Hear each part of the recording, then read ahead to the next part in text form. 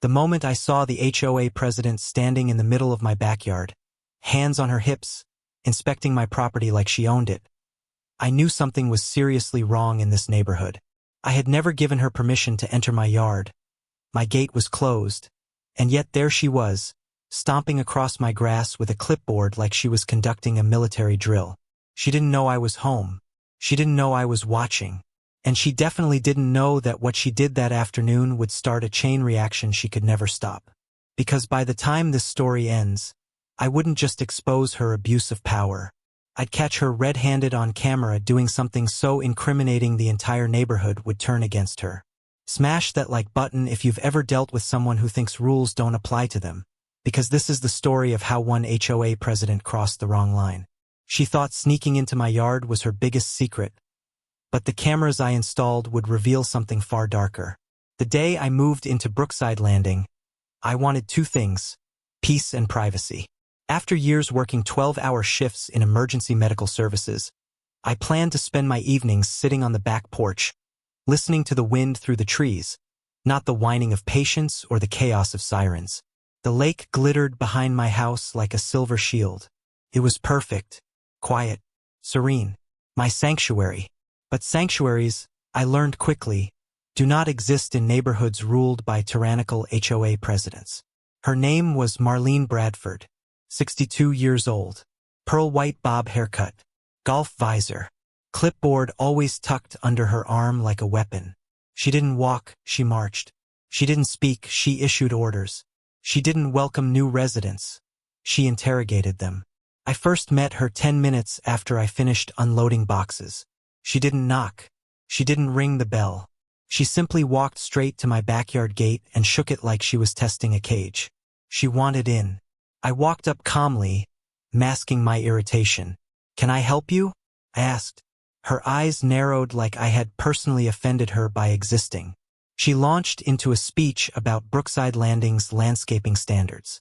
Apparently, my grass, which had been growing under the previous owner, was too tall by her standards. The gate height was exactly 1 inch shorter than the HOA's Harmonious Visual Aesthetic Code. My trash bins were positioned at a 13-degree angle instead of facing directly forward. And according to her, all of these constituted violations. She wasn't warning me. She wasn't advising me. She was threatening me. Her words were sharp and cold. She spoke to me like a toddler she was scolding. By the time she left, she had shoved a yellow violation slip into my hand, promising more if I didn't comply. I let her talk. I let her yell. I let her walk away thinking she had won, because I knew something she didn't. In my line of work, you learn to stay calm and observe. You learn that people who abuse power always slip up. They always push too far. They always make a mistake. And Marlene made hers 3 days later. It was a Tuesday afternoon. Quiet. Peaceful. I was inside assembling a shelf when I heard the faint squeak of my backyard gate. I froze. My gate was latched. No one should be back there. I walked to the back window and felt my stomach tighten. There she was, Marlene, standing smack in the middle of my yard like she had every right in the world. She paced around, inspecting my lawn, peering into my patio, and even walking up to my sliding glass door like she wanted to see inside. No permission, no notice, no shame. I recorded her with my phone. Not that it mattered. She didn't know this would be the last time she entered my property unannounced. Because tonight, I would install cameras in every corner of my yard. And once they were up, I would catch something on video that even I wasn't prepared for. I didn't sleep much that night. Not out of fear. I've seen far worse in ambulances at 3 a.m., but out of sheer disbelief. The audacity, the entitlement, the confidence with which Marlene walked through my gate as if my property existed for her inspection. I replayed the video I recorded on my phone at least 10 times. There she was, wearing that neon green visor, poking around my flower beds, leaning over my patio furniture, even cupping her hands against the glass to look inside my house. Not once did she look concerned about being caught. Not once did she look over her shoulder. She was comfortable. Too comfortable. And that told me something important. This wasn't her first time doing this. Not to me, to the entire neighborhood. At sunrise, I went straight to the local hardware store and bought 8 high-resolution outdoor cameras, 2 motion-activated floodlights, and a digital video recorder. The cashier gave me a sympathetic nod, like he already knew I was dealing with Brookside Landing's unofficial dictator. By noon, I had installed cameras on every corner of my property. Front yard, side yard, backyard, porch, driveway, even the gate.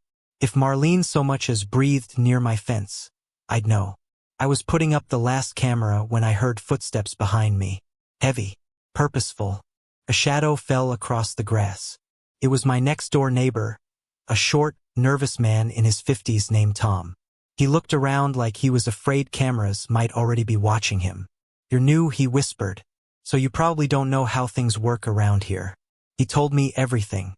Marlene had been terrorizing Brookside Landing for almost a decade. She gave fines for things nobody even knew were rules. Garden gnomes, cars facing the wrong direction in the driveway, holiday decorations left up for more than 2 weeks, grass that didn't match the exact shade of green she expected. But that wasn't the worst part. According to Tom, she regularly entered yards without permission. Sometimes she'd claim she was inspecting for code violations. Other times she'd say she was checking for pests or drainage issues. Always an excuse. Always a lie. People were too afraid to speak up. She had connections with the HOA board. They backed her no matter what. Anyone who challenged her magically found themselves drowning in fines. I felt my jaw tighten. A bully with authority is dangerous. A bully who thinks they're untouchable is far worse. That evening, the first violation letter appeared taped to my door. The envelope was hot pink, her signature style. Inside, I found 4 separate fines: grass too tall, gate improperly fastened, trash bins slightly visible from the road, unauthorized installation of exterior devices. Unauthorized installation of exterior devices. She meant the cameras. She didn't even wait 24 hours. Either someone told her, or she had already been watching my yard again. But she had no idea that every second she spent near my property was now being recorded in 4K. At 2:17 a.m., the motion alarm on my phone buzzed. I sat up, grabbed my phone, and opened the live feed. There she was, Marlene, in my backyard, 2 in the morning, holding a flashlight, examining the camera mounted above my gate. She reached for it, paused, looked around, then stepped deeper into my yard, scanning like she was searching for more cameras to disable. My heart thudded once. Not from fear, from opportunity. Because if she touched a single device, if she tampered with a single camera, she wouldn't just be trespassing. She'd be committing a crime. A real one. A documented, undeniable one. And she had no idea she was already being recorded doing something far worse than trespassing. I knew installing the cameras would trigger Marlene, but I didn't expect the reaction to come from someone other than her. The first 48 hours after the install were surprisingly quiet. No trespassing. No stomping around my lawn. No passive-aggressive notes tucked under my doormat. It was so quiet it felt staged, like the pause before a thunderclap. Then, on the 3rd morning, the doorbell rang. I checked my phone first. The new system automatically pulled up the front door camera. A man in a charcoal suit stood perfectly centered like he practiced the pose. Silver hair. Dark glasses even though it was early morning. His posture screamed federal, but his vibe screamed something even more controlled than that. I opened the door halfway. He lifted a badge wallet slowly, letting me register the emblem long enough to understand who was standing on my porch. And if you're watching this right now, hit that like button because what happened next changed everything for me and exposed a side of the HOA that most homeowners never see. He introduced himself, calm and steady, stating he was with the state's Special Investigations Bureau. Not police, not code enforcement, something in between but more powerful than both. He explained they were reviewing a cluster of complaints filed around my neighborhood. Patterns of unauthorized entry, property damage disguised as maintenance, selective enforcement of HOA bylaws. But the part that caught my attention was when he mentioned someone in the area had been under long-term observation for potential misconduct. He paused. Then he asked to step inside. Now, normally I don't let strangers into my home, but there was something about his tone that told me this wasn't optional. So I let him in. He walked with a kind of precision that made me wonder how long he'd been trained to move like that. He surveyed the living room. Then he asked about the cameras. I told him why I installed them. I told him everything Marlene had been doing. The trespassing. The threats. The way she acted like my yard was just another part of her jurisdiction. I expected him to take notes or nod politely. Instead, he gave me a look I wasn't ready for. He said the cameras were the best thing I could have done. He said the footage could help them. Help them? That word caught me off guard. I wasn't trying to enter any investigation. I just wanted my own property respected. He lowered his voice and asked me a question that didn't make sense at first. He asked if I had seen any unfamiliar vehicles around the neighborhood. White vans. Dark sedans. Cars that parked for long stretches without apparent reason. And here's where I need you all to comment below. Have you ever noticed suspicious vehicles near your home but didn't think much of it? Because when he asked that question, my stomach tightened. I had seen a few, but I shrugged them off as delivery contractors or rideshares waiting for pickups. He asked to see my backyard feed next. When I pulled it up on my phone, he leaned in, studying the angles, the lighting, the view of the fence line. Then he said something that felt like a scene from a thriller. He said my cameras were already catching things. Things that suggested Marlene wasn't acting alone. A sudden roar of engine noise echoed from outside. He froze. I froze. Something about the sound changed his entire posture. He stepped to the window, lifted the blinds a centimeter, and exhaled sharply. Before I could ask what he saw, he turned to me with absolute focus and said I needed to stay calm. He said whatever happened next, I shouldn't open the door, answer questions, or step outside. Then he looked back out the window. His face shifted into something serious, something alert. He whispered that they were early, and at that moment my doorbell rang again. Hard. The pounding on the door echoed through my house so hard it rattled the picture frames. The investigator, who still hadn't given me his full name, held up one hand, signaling me to stay completely still. His eyes never left the window as he watched whoever stood outside. His jaw tightened, the smallest but clearest sign that this wasn't an ordinary knock. The bell rang again, longer this time, followed by a loud voice on the porch announcing the presence of local law enforcement. The investigator muttered under his breath, almost like he had expected police eventually, but not this soon. He stepped away from the blinds and pulled himself into a posture that blended calm authority with something else. Preparation. I whispered if he wanted me to open it. He shook his head immediately. He told me that under no circumstances should I engage the officers without him assessing the situation. And if you're watching this right now, make sure you smash that like button because what happened next shows exactly how deep this HOA mess really goes. He motioned for me to step back. Then he approached the door slowly, like someone defusing a bomb. He didn't open it. Instead, he called out through the wood, asking the officers to identify themselves and state the reason for their unexpected arrival. There was a short silence followed by a curt response from the other side. They claimed they were conducting a welfare check after receiving a report of suspicious behavior on my property. Suspicious behavior. I almost laughed out of disbelief. Installing cameras on my own land was suspicious now? The investigator tilted his head slightly, as if analyzing the phrasing. He asked the officers who filed the complaint. They refused to answer, citing confidentiality. The investigator's expression sharpened. He leaned close to me and whispered that welfare checks are not random, especially not in triplicate, and especially not requested within an hour of each other. That detail chilled me. Someone wasn't just watching. Someone was actively working to escalate the situation. He asked again, louder this time, what the purpose of the visit was. The answer came back stiff and insistent. They needed to enter the home to make sure no criminal activity was taking place. That was a red flag. Welfare checks don't give automatic access to private property. Someone was bending procedures. Someone was pulling strings. The investigator slipped a hand into his jacket and produced an ID card I hadn't seen earlier, a different one from before. He held it near the peephole and announced his agency affiliation with a level, authoritative tone. The officers outside paused. One of them tried to hide the hesitation in his voice, but it was clear as day. Another beat of silence. Then the lead officer asked him to step outside to talk. The investigator didn't even consider it. He said the conversation would happen through the closed door until proper jurisdiction could be verified.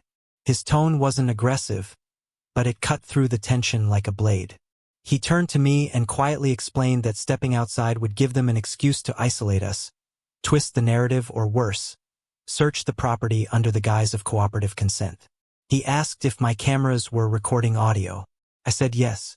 He nodded, relieved, and told me that what happened next needed to be fully documented. Outside, the officers shifted positions. Their boots scraped on the concrete. One of them approached the side of the house. The investigator snapped to attention and told me to pull up the backyard feed. I did, and my heart nearly dropped.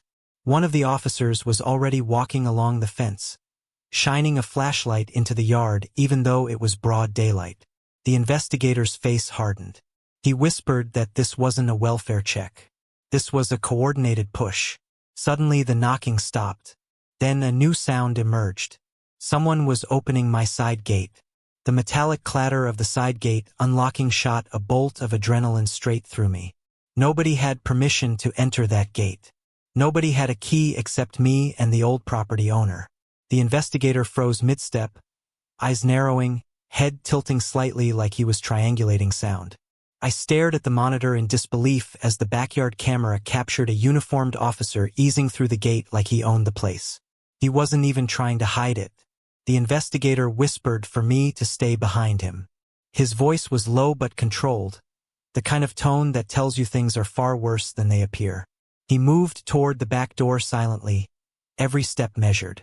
Outside, the officer scanned my property, deliberately ignoring the very obvious camera pointed right at him. It was like he wanted to be seen. And if you're watching this right now, drop your state in the comments because you need to know how fast your rights can be pushed aside when someone in power wants something from you. The investigator tapped his earpiece, murmuring something under his breath.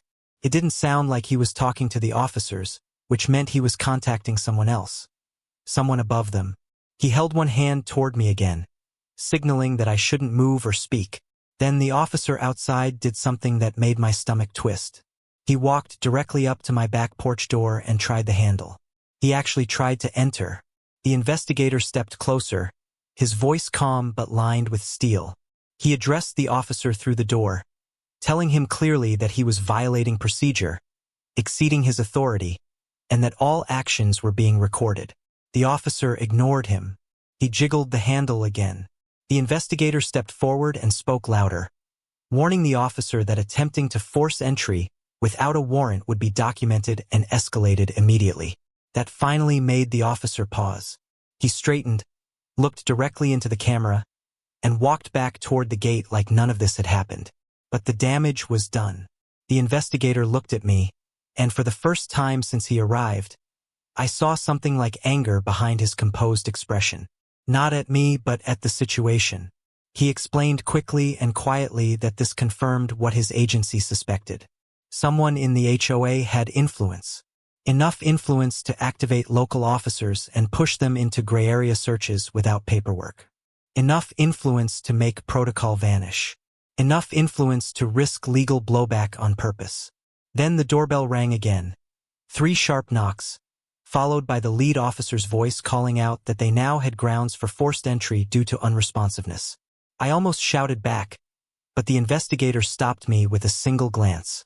He whispered that it was a bluff. If they had grounds, they wouldn't be announcing it. They'd already be inside. He told me to hold my ground and let him speak. He approached the front door again. This time his voice was firm enough to cut through the walls. He stated that he had contacted their precinct supervisor. He stated that any forced entry attempt would result in immediate administrative review. He stated that body cams needed to be turned on immediately if they weren't already. That landed. I heard shuffling outside, the uneasy clearing of throats. The lead officer tried to regain control of the situation. He demanded to see the investigator's credentials again. But the investigator didn't budge. He simply repeated the request for their supervisor to contact him directly. Silence followed. A long, tense silence. Through the window, I watched the officers regroup near their cruiser. They spoke in low tones, clearly debating what to do. One pointed at my house. Another pointed down the street. Whatever they were arguing about, it wasn't going well. Then the investigator's phone buzzed. He looked at the screen. His expression changed instantly. He stepped toward me and lowered his voice to a near whisper. He said they had confirmation. He said the situation was no longer about trespassing, cameras, or an HOA president stepping out of line. He said this was larger and more dangerous. Before I could ask what he meant, he added one more thing. The supervisor hadn't called him. Someone higher did. Someone who said Marlene wasn't just abusing power. She was connected to something that required immediate action. Then, from outside, the sound of tires screeched against asphalt. Another vehicle had arrived. The screech of tires made my chest tighten. I pressed my back against the wall, the investigator still between me and the door. Outside, a sleek black SUV rolled to a stop at the end of my driveway. Its windows were tinted so dark it was impossible to see inside. Two men stepped out, tall, deliberate, wearing suits that looked custom-tailored and shoes that clicked sharply against the concrete. Their posture screamed training, precision, and authority. I felt the hair on my neck rise. These weren't local cops. These weren't neighborhood security. They moved like professionals sent for a very specific purpose. The investigator whispered to me that they were part of a special operations unit tied to state investigations. That explained the coordinated nature of everything so far.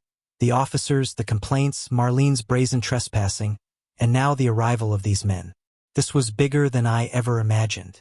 One of the men approached the front door with slow, careful steps.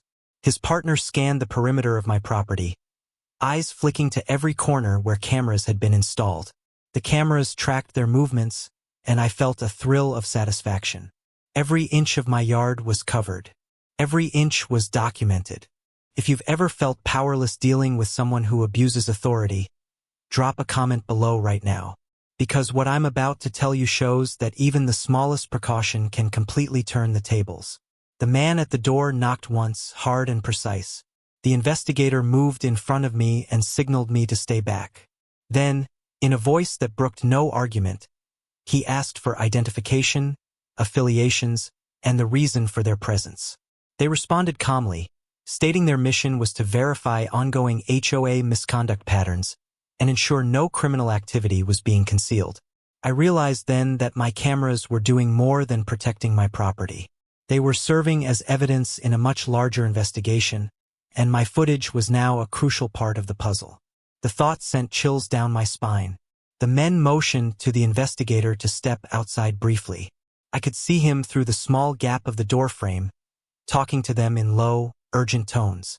Their gestures were sharp, almost military. It was clear they were planning the next move, and nothing about it looked routine. Then one of the men looked directly toward the side gate where the earlier trespass had occurred. His eyes narrowed, scanning the camera angles, the fence line, the bushes. He muttered something I couldn't hear, but the investigator's reaction was immediate. His eyes widened, his jaw tightened, and he gestured for me to stay inside. Something was coming from the backyard. And then I heard it, the sound of metal scraping across wood. A gate was being forced open again, and I realized Marlene had returned. She wasn't alone this time. Someone else, someone I had never seen in the neighborhood, was helping her. The two men in suits moved swiftly, one to the front, one to the side, and then the investigator whispered that I needed to prepare myself. What was about to happen would expose not just HOA abuse, but something far more sinister. I could see Marlene and her accomplice through the corner of my camera feed. She was waving her arms, clearly agitated, shouting something unintelligible, unaware that every move was being recorded, every word captured, every misstep documented. The investigator turned to me with a calm, deadly certainty in his eyes and said they were ready to act. That Marlene's abuse of power was about to meet consequences she never imagined. And just as the first footsteps hit my porch, the SUV door slammed behind the men in suits. One of them drew a small device from his pocket, scanning the perimeter, while the other reached for something at his belt. The porch creaked under the weight of footsteps. Through the camera feed, I could see Marlene and her accomplice inching closer. She looked furious, like she had been caught in a dream where the world refused to obey her. Her hands waved wildly, her clipboard bouncing against her hip, but there was no authority in her motions anymore. This wasn't her playground anymore. The men in suits flanked the investigator, moving with a precision that made everything else seem chaotic by comparison. They didn't rush. They didn't hesitate. Every step was calculated, every glance intentional. My heart pounded, but there was no fear, only anticipation. The cameras had turned my house into a fortress of evidence, and now the walls were finally closing in. Marlene stomped forward, trying to intimidate, shouting demands about HOA rights, inspections, and fines. Her accomplice held a device, some kind of handheld scanner, and aimed it at the cameras, probably thinking he could disable them. I clenched my fists. Every second he spent near the equipment was being recorded. Every motion, every gesture, every word was going straight into digital history. The investigator stepped forward, speaking in a calm, unwavering tone that carried authority without shouting. He explained, again, that any attempt to tamper with the cameras, enter the property, or intimidate the homeowner would be documented as a criminal act. He didn't ask, he stated. Marlene froze for a split second, glancing at the cameras, realizing too late that her usual tricks would no longer work. Her smug confidence faltered. She had expected fear or compliance or perhaps chaos. Instead, she faced absolute control, every move scrutinized. One of the men in suits extended his hand toward her accomplice, and in a swift, fluid motion, disarmed him. The device clattered to the concrete, and the investigator snapped his fingers at Marlene. She took a step back, trembling slightly, the fire in her eyes now tinged with panic. I felt a wave of satisfaction wash over me. Months of planning, installing cameras, and quietly documenting her abuse had led to this moment. I had turned the tables, and now justice was unfolding in real time. If you've ever been bullied by someone in authority, hit that like button, because this is exactly the kind of moment that proves standing up for yourself works. Never underestimate strategy, preparation, and patience. Marlene tried one last attempt at control, shouting about contacting the HOA board, threatening fines, and claiming legal loopholes. But the men in suits didn't flinch, and the investigator's voice cut through her tirade like a scalpel. He warned her that continued aggression would result in immediate detention, and that her behavior was now fully on record for prosecutors and civil authorities.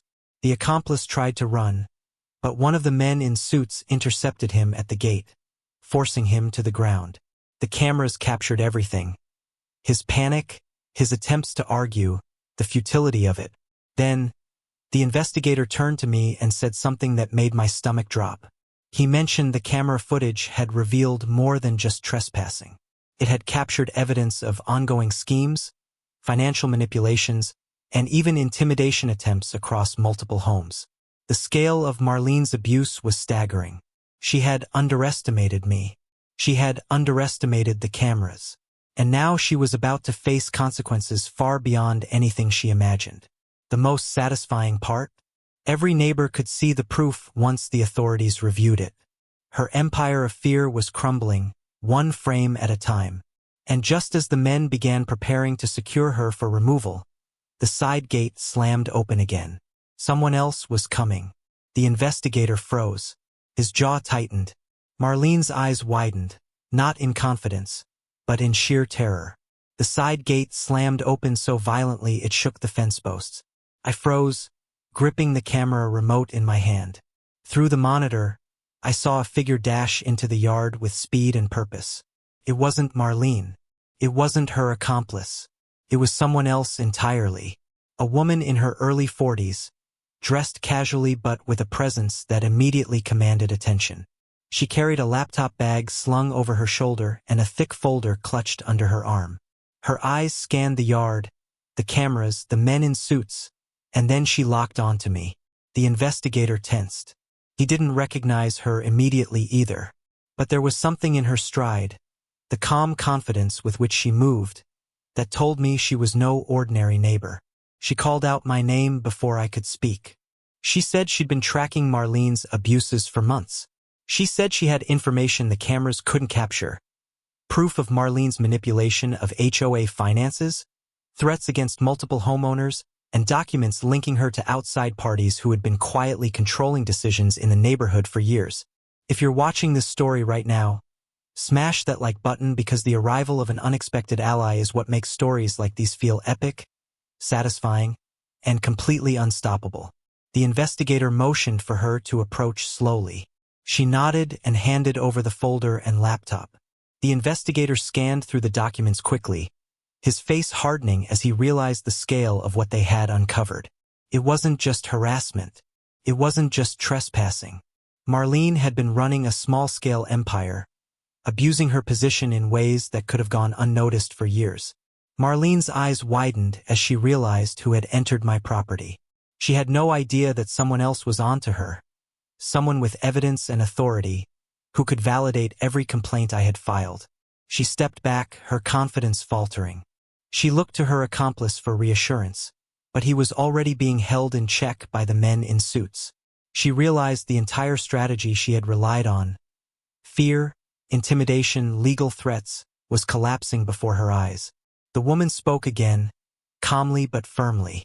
She laid out the full extent of Marlene's actions, documented meticulously, connecting her trespassing, fines, and threats to larger schemes within the HOA. Every neighbor who had been too afraid to speak up would now have proof of wrongdoing. The investigator nodded. He told me to keep filming, to record everything, because the footage combined with these new documents would leave no doubt in any legal or civil authority's mind. Marlene's face turned pale. She knew that even a single attempt to continue her threats would be captured on video and corroborated by hard evidence. Her empire of intimidation had no escape. The woman closed her folder and looked at Marlene directly. She said that her actions were being reported to higher authorities, and that the HOA itself could be dissolved if evidence of corruption and abuse was confirmed. Every word landed with crushing weight. And just when it seemed the showdown was over, a sudden noise came from the driveway. The SUV from before had returned, but now 2 more vehicles followed it. Black sedans, tinted windows, engines idling quietly. My stomach sank. The investigator froze mid-step. The woman's eyes narrowed. Marlene's hands trembled. The new arrivals weren't here for negotiation. They were here for enforcement. The sound of engines and the screech of tires filled the driveway. Through the camera feed, I could see 3 black vehicles parked strategically at the curb, surrounding the property. The men in suits and the investigator shifted positions, their movements precise, almost choreographed. Every inch of the yard was covered by cameras, every angle documented, every shadow observed. The woman ally I had met earlier stepped forward. She flipped open her laptop and connected it to the live feeds. She began streaming footage directly to the investigator's secure tablet, showing every instance of Marlene's unauthorized yard entries, her manipulations, and threats against multiple neighbors. Each clip was time-stamped, verified, and impossible to dispute. If you're watching this story unfold, comment below if you've ever felt powerless dealing with someone abusing authority, because the next few minutes will show exactly how even the most intimidating bullies can be dismantled with the right evidence. Marlene's eyes widened as she realized the scale of what was happening. Her smirk had disappeared, replaced by panic. Every neighbor she had intimidated, every fine she had levied without cause, every lie she had told, everything was being exposed. The accomplice she had brought with her fidgeted nervously. The men in suits had him cornered near the side gate. One of them spoke quietly, telling him to cooperate or face immediate detainment. He swallowed hard and stayed still, realizing resistance was futile. The investigator approached Marlene directly. He explained that her actions were no longer just minor HOA violations. They were part of a coordinated pattern of abuse, trespassing, intimidation, and potential financial fraud within the HOA. The documents from the woman confirmed it. Her face drained of color. The tension in the yard was palpable. I could feel it through the camera feed. I could hear the heavy breaths, the shuffling feet, the quiet murmurs. And then, from the street, came an unexpected sound. Honking. Neighbors had arrived, drawn by the commotion, watching from a safe distance. Many had been afraid to speak up before, but now they had the proof they needed. Some shouted encouragement. Others recorded on their phones. Marlene's control, which had relied on fear and secrecy, was crumbling. The very community she had oppressed for years was witnessing her downfall in real time. The investigator signaled for calm.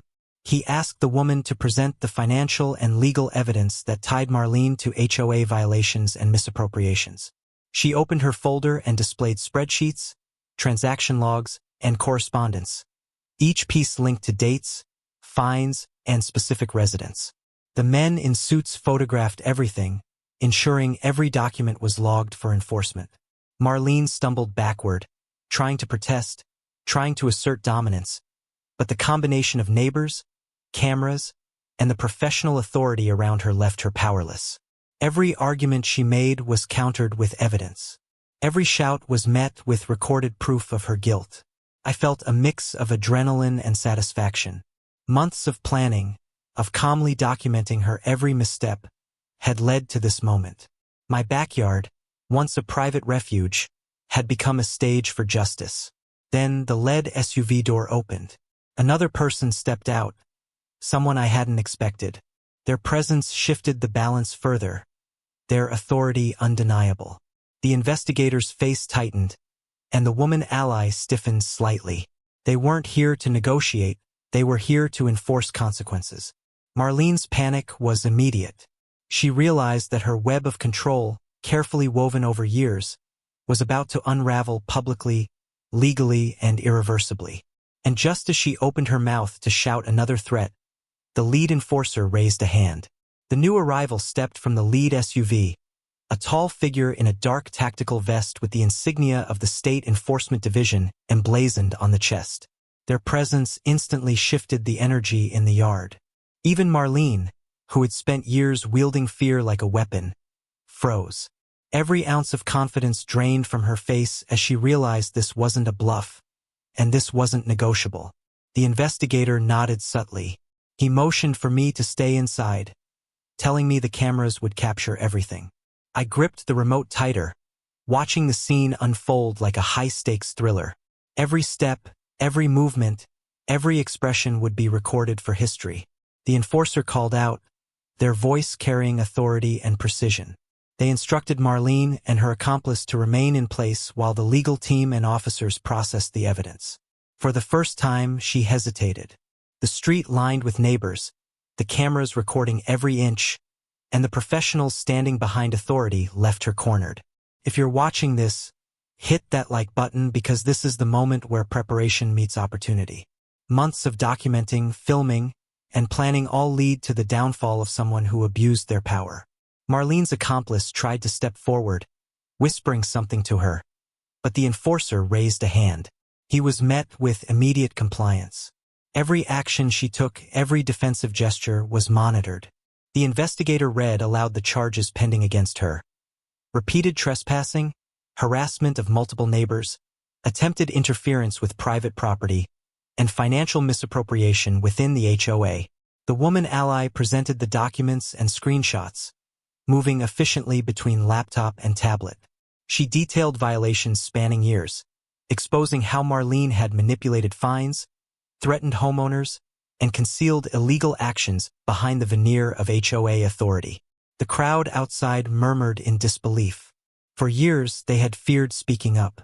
Now, they had visual proof of the corruption that had plagued them. Marlene's voice cracked as she tried to protest, but each argument was countered by evidence. She attempted to claim authority as HOA president, but the enforcer's voice cut through, stating HOA titles do not supersede the law. Every neighbor watching now knew she was powerless. The enforcer moved with practiced precision, preparing to remove her from the property. The investigator stayed close, overseeing the operation, ensuring everything was documented and legal. The cameras recorded her every misstep, ensuring that when the case went to higher authorities, nothing could be disputed. Then, Marlene made a desperate move. She lunged toward her clipboard, possibly attempting to grab documents or even tamper with the cameras. In a fluid motion, the enforcer intercepted her, holding her hands behind her back. Her resistance was minimal. She realized too late that she was outmatched. The crowd outside watched in awe. Their silent support, months of pent-up frustration, had culminated in this moment of justice. Every neighbor who had been fined unfairly, intimidated, or silenced would have their day now. I couldn't help but feel a rush of vindication. Months of installing cameras, quietly recording, and gathering evidence had paid off. Marlene's empire of fear, built over years, was collapsing in real time, documented for all to see. But just as the enforcer began securing Marlene for removal, a loud commotion erupted from the street. Another vehicle screeched to a halt, and a new figure emerged, holding a file labeled with a seal I didn't recognize. The investigator's eyes narrowed. The woman ally stiffened. Marlene's eyes lit with panic, a flicker of hope that was instantly crushed when she realized this figure wasn't on her side. The new figure moved with quiet authority. Their coat flapped slightly in the wind as they stepped onto the driveway, holding a folder stamped with an official seal I didn't recognize. The investigator's eyes narrowed, and the woman ally immediately recognized the insignia. Marlene's face shifted from panic to desperation, realizing that whatever this person carried could seal her fate completely. The man or woman, I couldn't tell quickly from this distance, approached the enforcer and the investigator, handing over the file. The contents were revealed. A full audit of HOA finances, documented proof of misappropriated funds, bank transfers to off-the-record accounts, and signed affidavits from several neighbors who had been too afraid to come forward until now. Every single violation Marlene had committed over the last decade was laid bare. If you're watching this, drop a comment below with the word justice, because this is the moment when careful planning, vigilance, and courage collide in a way that feels almost cinematic. The enforcer and investigator immediately reviewed the documents. The evidence was overwhelming. The previously subtle manipulations, fines, and threats were now undeniable. Every act of trespassing, every attempt to intimidate, every abuse of HOA authority was now backed by documentation, witness statements, and time-stamped recordings from my cameras. Marlene tried to interrupt, to claim there had been a mistake, to argue that someone was fabricating the files. But the investigator raised a hand. Every denial she attempted was contradicted instantly by hard evidence. Her bluff, her usual weapon, was gone. She had nothing left. The woman ally stepped forward, speaking directly to Marlene. She detailed the extent of her illegal activities, explaining how the HOA president had exceeded her authority, violated property rights, and endangered the community's trust. Every threat Marlene had used to control the neighborhood now worked against her. The crowd of neighbors outside whispered among themselves, disbelief mixed with satisfaction. Many recorded the proceedings on their phones. They had finally witnessed the abuse they endured for years being dismantled before their eyes. Marlene's accomplice, previously tense but quiet, now looked genuinely afraid. The enforcer motioned for him to remain still while the investigator cataloged the evidence. The weight of what was happening pressed on everyone in the yard. This was more than an HOA dispute. It was a complete exposure of decades of abuse. The investigator turned to me, giving a slight nod. I hit record on my phone, ensuring that every camera angle, every piece of evidence, every reaction was preserved. This footage, combined with the documents, would ensure Marlene could not manipulate or intimidate her way out of consequences. Then the enforcer spoke to Marlene, stating clearly that she was now under investigation for multiple criminal violations. The evidence in the folder, combined with the live recordings, made her actions undeniable. Every fine, every trespass, every attempt at intimidation could now be prosecuted. Her reign of fear, built over years, was collapsing completely. Marlene's face went pale. She tried to speak, but no words came out. The documents, the cameras, the witnesses, the enforcers, and the unexpected ally had stripped her of power entirely. Her control over the neighborhood was gone. And just when it seemed the final act was unfolding, the woman ally added one more piece of evidence. a recording that directly tied Marlene's financial manipulations to her accomplice and to attempts to coerce HOA board members. Marlene froze. The crowd gasped. The investigator's eyes hardened. The enforcer moved forward, ready to take the final steps. The yard was silent except for the hum of cameras recording every angle. Marlene stood frozen, the weight of the folder, the cameras, and the gathered neighbors pressing down on her like a physical force. The enforcer stepped forward, gesturing for her to cooperate. Every move she made was being documented. Every argument she tried to raise was met with undeniable evidence. The investigator addressed the crowd, stating clearly that Marlene's actions had violated property rights, misused HOA authority, and involved multiple instances of intimidation, trespassing, and financial manipulation. The documents, recordings, and witness affidavits left no room for debate. If you've ever been frustrated by someone abusing authority, smash that like button right now because this is what it looks like when justice is served. Months of vigilance, cameras, and preparation culminated in this moment of absolute accountability. The woman ally handed over the final piece of evidence, a recorded meeting between Marlene and her accomplice discussing strategies to manipulate fines, harass residents, and conceal illegal transfers. The recording captured everything: the threats, the schemes, and the arrogance that had allowed her to dominate the HOA for years. The enforcer nodded, satisfied that the legal case was airtight. Marlene's accomplice was escorted quietly to the side, compliance clear on his face. He knew there was no escape. Marlene, however, tried one last desperate bluff, claiming the HOA had authority to override any investigation. The enforcer raised a hand, and the investigator cut her off. Authority does not grant immunity. Every action has consequences. Neighbors peeked through their windows, recording on their phones, some whispering in disbelief at the scale of deception they had lived alongside. Many had been too afraid to speak before, but now they were witnesses to the complete unraveling of Marlene's power.